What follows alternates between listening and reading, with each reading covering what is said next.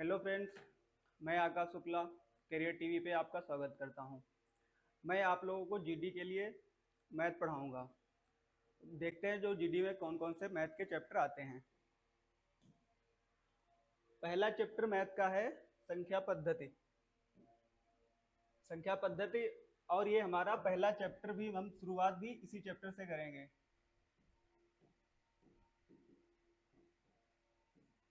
First chapter हमारा यही होगा। दूसरा चैप्टर है लघुत्तम समापवर्तक और महत्तम समापवर्तक, जिसको हम एचसीएफ और एलसीएम कहते हैं, highest common factor, lowest common factor. फिर है सरलीकरण, सिंप्लीफिकेशन।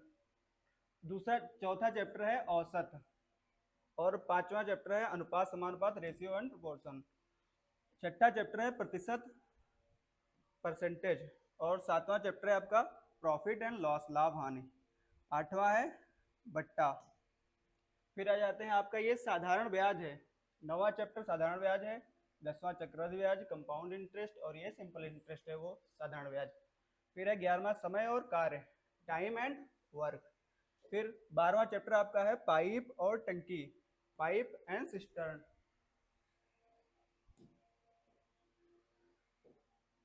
फिर 13वां चैप्टर आपका है समय और दूरी। और 14वां चैप्टर नाव और धारा। और ये 15वां चैप्टर है साझेदारी। 16वां क्षेत्रमिति है। और 17वां डाटा है। वो ये सब चैप्टर एसएससी जीडी के सिलेबस में हैं, और पेपर में इन्हीं सब से क्वेश्चन बनते हैं। तो बिल्कुल बेसिक से शुरुआत करेंगे मैथ की। बिल्कुल जीरो जीरो से मैथ की शुरुआत करेंगे। तो पहला हमारा पहला चैप्टर है संख्या पद्धति, जो हम अभी शुरुआत करेंगे। नंबर सिस्टम, इसमें संख्याओं के बारे में हम आज जानेंगे। तो संख्याओं का वर्गीकरण दो भागों में किया गया है। पहली संख्या है वास्तविक संख्या, और दूसरी काल्पनिक संख्या। ये हमारे सिलेबस में नहीं है, हम इसको नहीं पढ़ेंगे, लेकिन जान लेंगे क्या होता है, क्या काल्पनिक संख्या किसे कहते हैं। यह है वास्तविक संख्याएं। वास्तविक संख्याएं वो संख्याएं जिनको हम संख्या रेखा पे दर्शा सकते हैं। और काल्पनिक से संख्याएं वो संख्याएं हैं जिनको हम संख्या रेखा पे दर्शा नहीं सकते हैं। तो जो संख्या रेखा पे दर्शा, ये जो संख्याएं हैं, इन सभी संख्याओं को हम संख्या रेखा पर निरूपित कर सकते हैं। बट ये जो ये संख्याएं हैं, इन संख्याओं को संख्या रेखा पर निरूपित नहीं कर सकते हैं। इसके बाद आ जाते हैं, फिर हम पढ़ेंगे वास्तविक संख्याएं। वास्तविक संख्या में वास्तविक संख्या है, वास्तविक संख्या भी दो प्रकार की पढ़ेंगे, परिमेय संख्या और अपरिमेय संख्या। ये दोनों हमारे सिलेबस में है। परिमेय संख्या वे संख्याएं हैं जिनको हम पी वाई क्यू के रूप में लिख सकते हैं। देखिए, जैसे ये पी वाई क्यू के रूप में लिख सकते हैं। 5/3 है, ये इसके एग्जाम्पल है। 13/1 है, 8/-8/1 है, 0.55। इसको देखो कैसे लिख सकते हैं, ये अनंत तक जा रही है, इन्फिनिटी तक। बट इसको 0.5 बार लगा देंगे तो ये 5/9 हो जाएगी। और ये अपरिमेय संख्या है, इसको पी वाई क्यू के रूप में नहीं लिखा जा सकता, क्योंकि जीरो पॉइंट से चलते चलते ये पता नहीं कौन सी इन्फिनिटी तक संख्याएं जा रही हैं, ना कोई रिपीटेशन है ना कुछ है, बस जा रही हैं। तो इसको पी वाई क्यू में हम नहीं लिख सकते हैं। फिर आ जाती है आपकी पूर्णांक। पूर्णांक संख्या में पहली ऋणात्मक पूर्णांक और धनात्मक पूर्णांक। ये संख्याएं, इनको हम संख्या रेखा पे निरूपित करते हैं। देखो, ये संख्या रेखा है, यहाँ पे 0 मान लो, इधर से जो है 1 2 3 4 इन्फिनिटी तक, और ये 1 2 3 4 इन्फाइनाइट तक। तो 0 ना तो ऋणात्मक है ना तो धनात्मक पूर्णांक है। फिर सकारात्मक, देखो यही लिखा है यहाँ पे, 0 भी सकारात्मक भी नहीं है ना ही नकारात्मक है। और ये 1 2 3 4 ये इन्फिनिटी तक। अच्छा, ये इसमें एक क्वेश्चन बनता है, जैसे -2 बड़ा है या -3 बड़ा है, तो इसमें हमेशा ये रखना, जो माइनस में छोटी संख्या होगी वो हमेशा बड़ी होगी।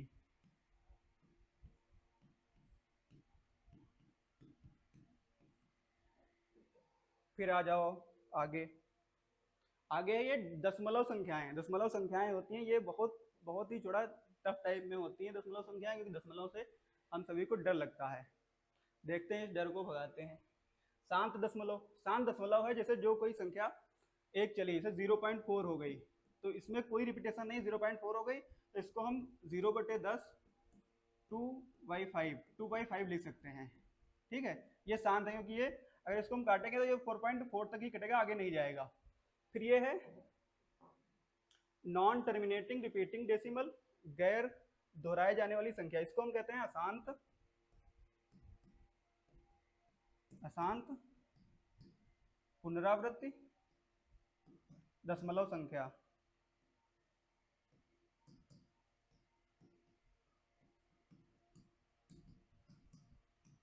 इसको जैसे 0.3 है, 3 इन्फिनिटी तक जा रहा है, तो इसे हम 0.3 बार लिख सकते हैं। इसको PYQ में लिखेंगे तो 3/9 हो जाएगा। ये आपको हम सिंप्लीफिकेशन में बताएंगे कैसे होता है। तो 3 इसको 1/3 लिख देंगे। ठीक है, ऐसे ही से कोई दूसरी संख्या ले लो, 0.4545 ये अनंत तक ऐसे ही रिपीट कर रही है, तो इसको 0.45 बार लिख सकते हैं। ठीक है,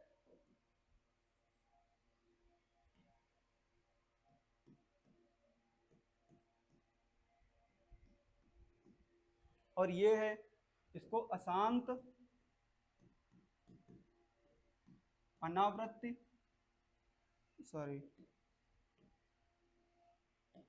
अशांत अनावृत्ति दशमलव संख्या कहते हैं।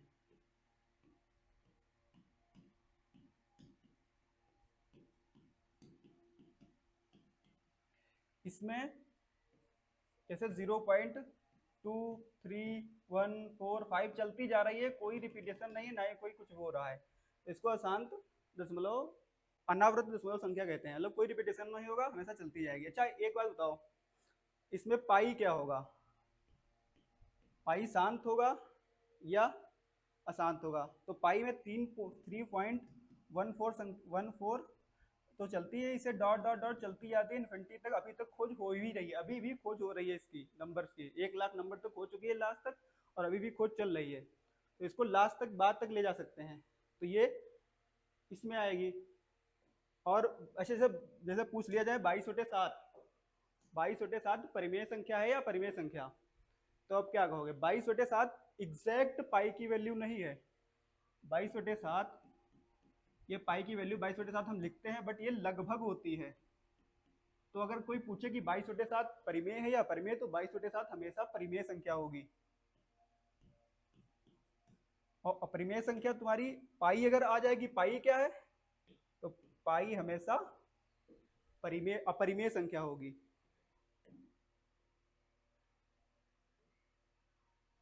अब आ जाते हैं प्राकृतिक संख्याएं। प्राकृतिक संख्या ये भाज्य अभाज्य संख्याएं और भाज्य संख्याएं। अच्छा, अभाज्य संख्याएं कौन होती हैं? अभाज्य संख्याएं वे संख्याएं होती हैं जिनके केवल 2 ही गुणनखंड होते हैं। एक तो 1 होता है और एक जो स्वयं होती है, तो वो अभाज्य संख्याएं होती हैं। और सबसे छोटी अभाज्य संख्या 2 है। यहाँ पे एग्जाम्पल लिखा है अभाज्य संख्याओं का, 2, 3, 5, 7, 11, 13, 23, 61, 67, 97। सब जैसे आ जाए सबसे छोटी अभाज्य संख्या,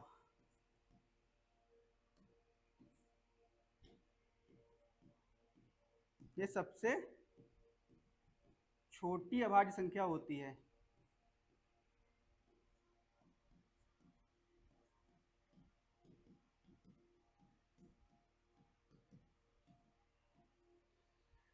ठीक है, फिर पूछे भाज्य कंपोजिट नंबर, भाज्य संख्या या समग्र संख्याएं। इन संख्याओं को देखते हैं। देखो, भाज्य संख्या जिन जिन संख्याओं के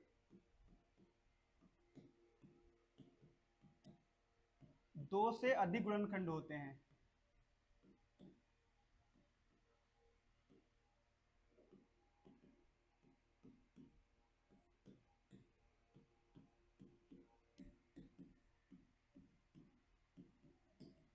उन सभी संख्याओं को भाज्य संख्याएं कहते हैं। आओ जैसे एग्जांपल देखते हैं,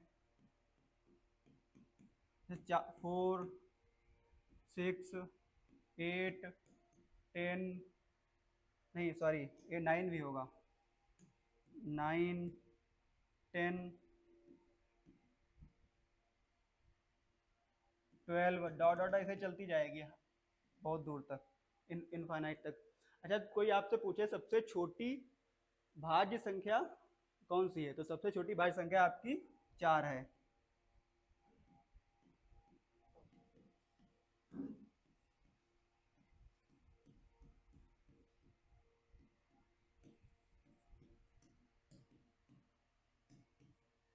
और अगर जैसे आपसे एक क्वेश्चन है, यहाँ पे लिख देते हैं भाज्य संख्याएं,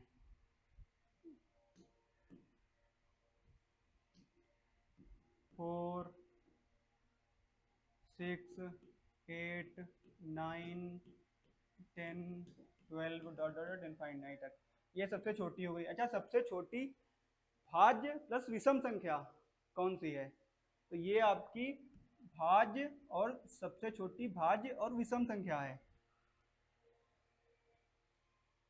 और देखते हैं से अभाज्य संख्या, अभाज्य संख्या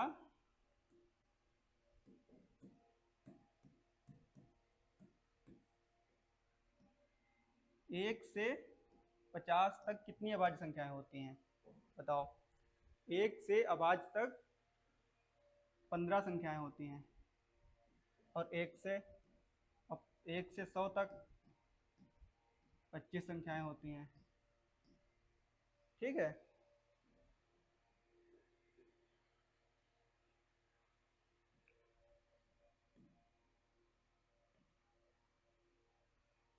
ये हो गया पूर्णांक, हाँ ये पूर्णांक आपका है, इंटीजर्स।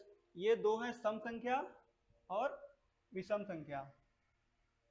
सम संख्या, सम संख्या कौन सी होती है, सम संख्या वे संख्याएं जिनको हम 2 से डिवाइड कर सकते हैं। जिन संख्याओं में 2 का मल्टीपल होता है उन्हें सम संख्या कहते हैं। जिन संख्याओं में 2 का मल्टीपल होता है उन्हें सम संख्या कहते हैं। ये देखो 8 -8 -6 -4 2 0, हाँ और हाँ 0 एक सम संख्या है, 0 सम संख्या होती है, 0 सम संख्या होती है। 4 8 विषम संख्याएं वे संख्याएं होती है जिनको हम 2 से विभाजित नहीं कर सकते हैं, उनको हम विषम संख्याएं कहते हैं। जैसे 1 3 5 7, 1 3 5 7 9 11, ऐसे इन्फिनिटी तक चली जाएंगी, इनफाइनाइट तक। ये आपकी आज की जो मैथ की बेसिक क्लास है, मैथ का परिचय है वो है। अब कल हम विभाज्यता के नियम पढ़ेंगे। आज ये सब संख्याओं के बारे में देखा है, कल विभाज्यता के नियम पढ़ेंगे।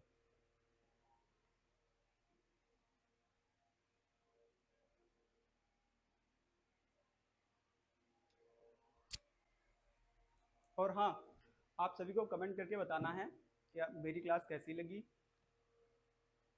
ठीक है। धन्यवाद।